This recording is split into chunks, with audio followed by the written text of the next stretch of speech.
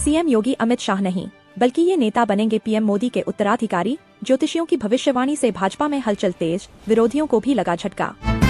बिहार की राजधानी पटना में बीते दिन शनिवार को बीजेपी कार्यालय में एक अहम सियासी हलचल देखने को मिली, जब राष्ट्रीय जनतांत्रिक गठबंधन यानी एनडीए के शीर्ष नेता एक मंच पर जुटे।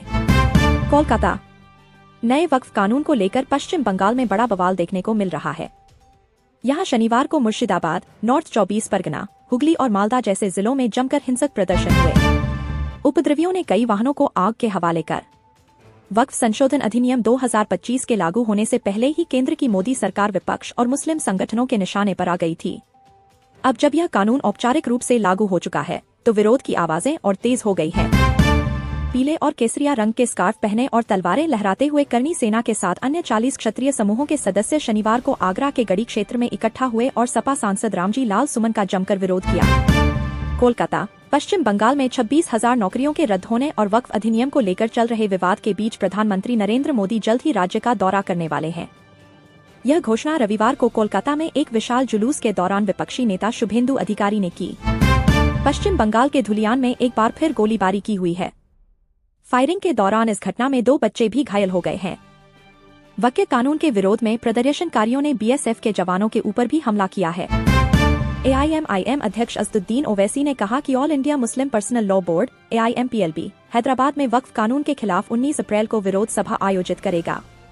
इस दौरान मुर्शिदाबाद हिंसा के बारे में पूछे जाने पर ओवैसी ने कहा कि मैं बंगाल सरकार का प्रवक्ता नहीं हूँ। जब से संसद ने वक्फ बोर्ड से संबंधित कानून पारित किया है, तब से पश्चिम बंगाल विशेषकर मुर्शिदाबाद क्षेत्र में हालात बेहद तनावपूर्ण बने हुए हैं। उपद्रवियों ने ऐसा उत्पात मचाया है कि सड़कों पर हर ओर आगजनी और तोड़फोड़ का मंजर दिखाई दे रहा है। वक्फ कानून के खिलाफ पश्चिम बंगाल के मुर्शिदाबाद में भड़की हिंसा को लेकर बीजेपी ममता सरकार पर हमलावर है।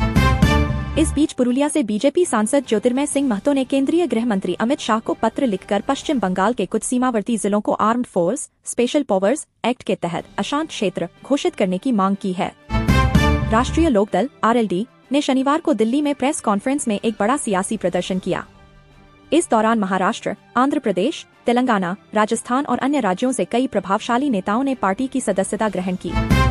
बोर्ड परीक्षाएं खत्म हो चुकी हैं, अब स्टूडेंट्स को अपने नतीजों का इंतजार है।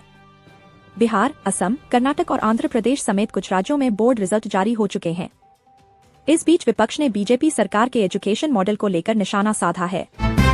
पश्चिम बंगाल में वक्फ कानून के खिलाफ भड़की हिंसा में 3 लोगों की मौत हो गई है। मुर्शिदाबाद, 24 परगना, मालदा और हुगली जिलों में हिंसा के बाद अब तक 150 से ज्यादा लोगों की गिरफ्तारी की जा चुकी है।